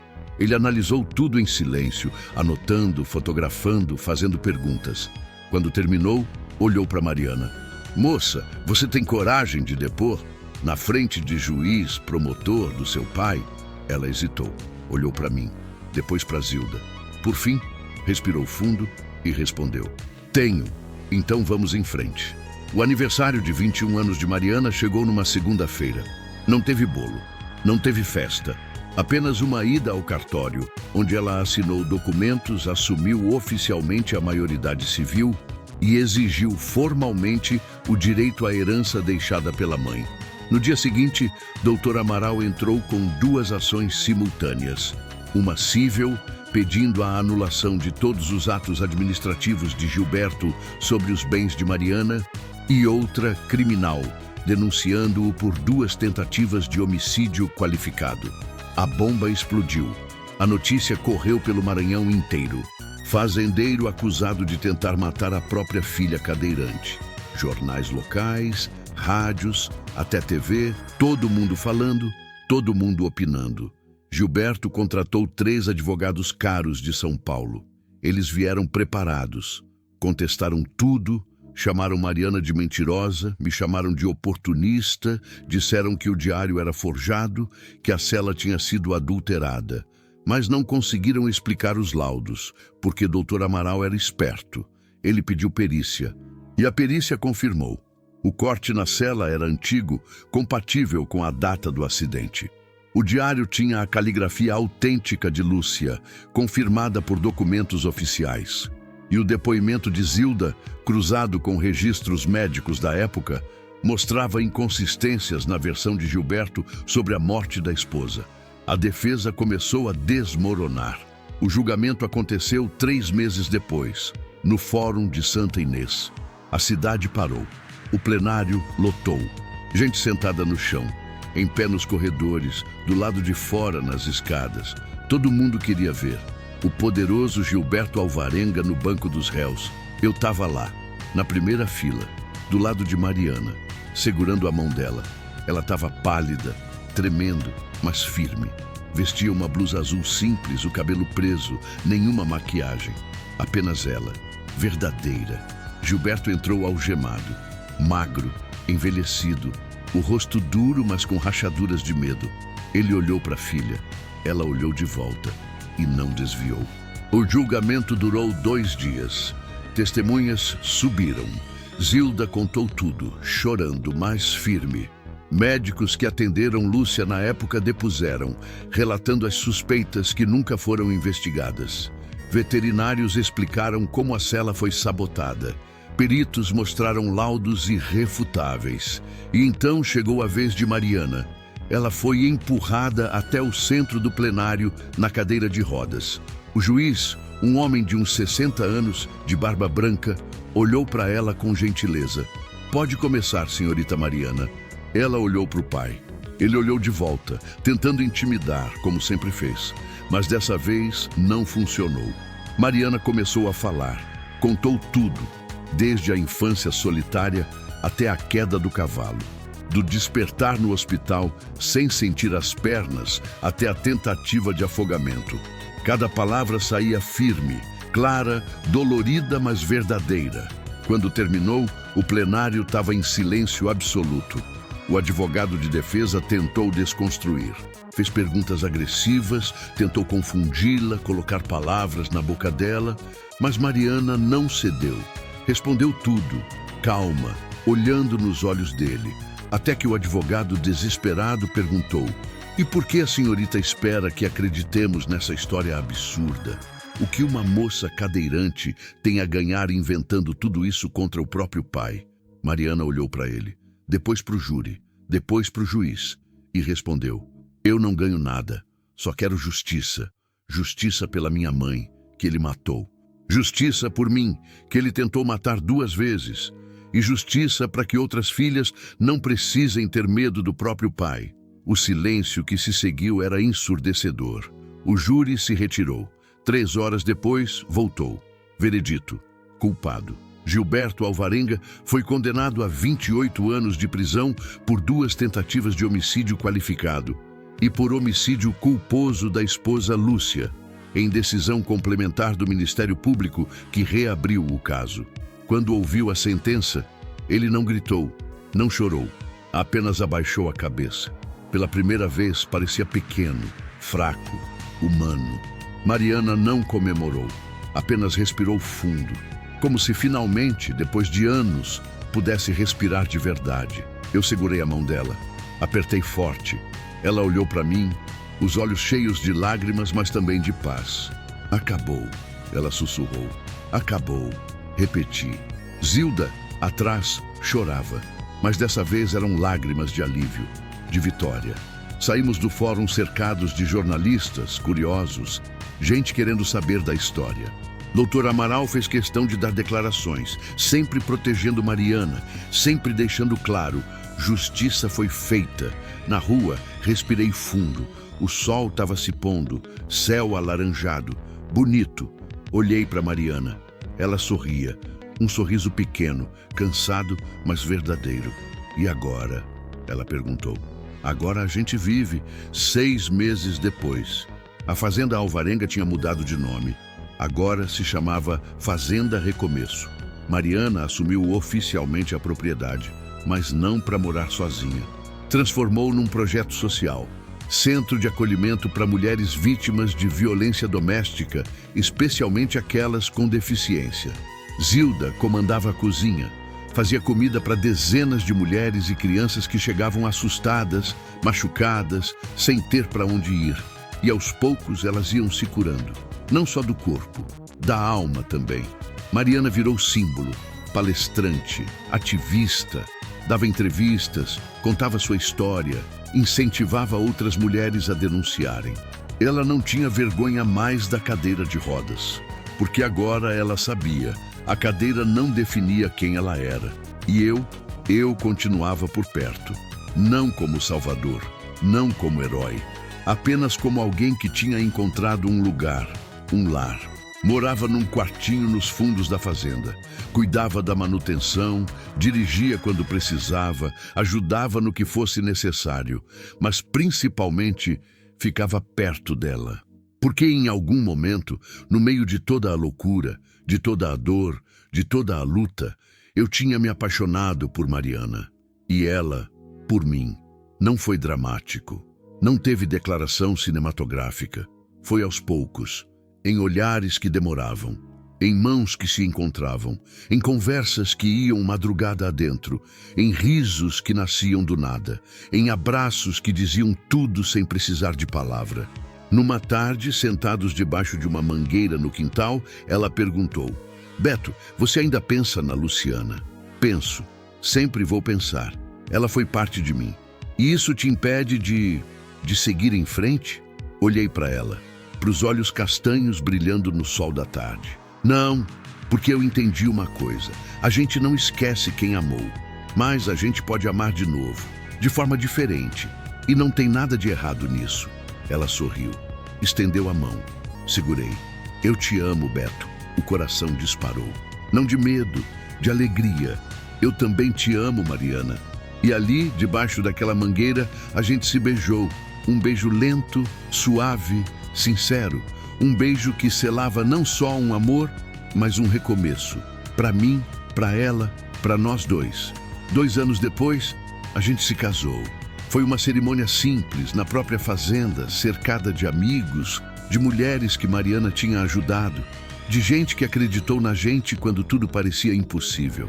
Zilda chorou o tempo todo, mas eram lágrimas felizes. Chico veio de Marabá, trouxe até um presente, uma foto antiga minha e da Luciana. Ele me entregou discreto e disse: "Ela estaria feliz por você, Beto.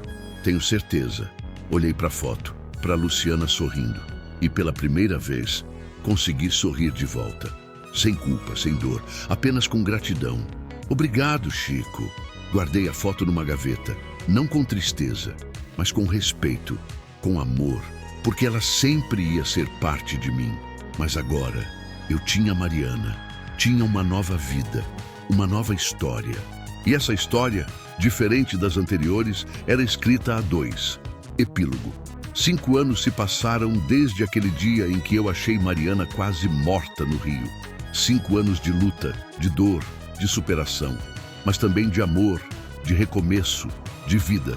Hoje, sentado na varanda da fazenda, vendo o sol se pôr no horizonte infinito do Maranhão, eu olho para trás e vejo o caminho.